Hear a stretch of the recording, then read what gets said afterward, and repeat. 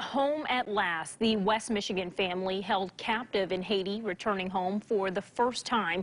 Friends and family welcoming them with an afternoon of song and prayer.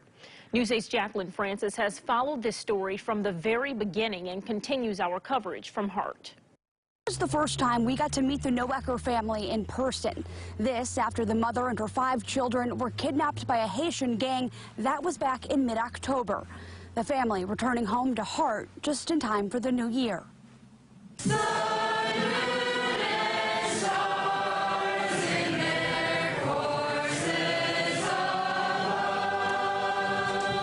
It's the happy ending loved ones had prayed for, but didn't know they'd ever get to see. Between tears and tight squeezes, the community praised God for the Noecker family's safe release. Cheryl Noecker and her 5 kids were among the 17 missionaries kidnapped by a Haitian gang in October. Among the family members taken, 28-year-old Cheryl Lynn, teenagers Cassandra, Brandon, and Courtney, and 6-year-old Sheldon.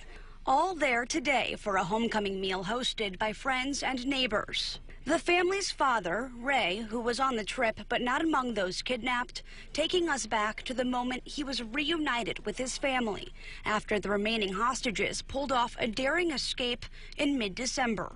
I just remember running up, the window was open, jumping on the side, and I started yodeling. I learned to yodel in Kenya, and it was just an amazing time.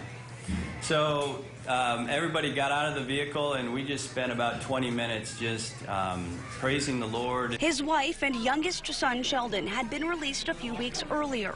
The father sharing details about a possible ransom paid to the kidnappers, who initially demanded $17 million for the group's safe release. Do you know what led to their release? I think there were multiple things. There had been a ransom agreement reached with the hostage takers, and that, to my understanding, that ransom was actually delivered the Sunday night that my wife and son and the other lady were released.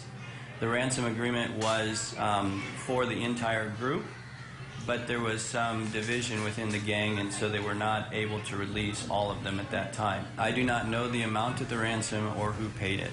The Noecker family returned home to West Michigan late last week after spending the holidays visiting family out east. Close friends, including their minister, reuniting with the family at a small gathering New Year's Eve. It's a time to sit and relax and enjoy one another's company, and so young people were very busy listening to the tales from Haiti, and I was listening too.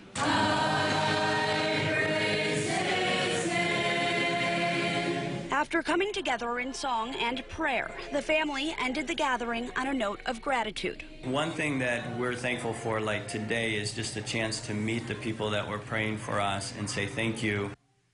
The family is all in good health, telling us their focus now is readjusting to life back home, relying on their faith to do so. Reporting near Hart, Jacqueline Francis, News 8.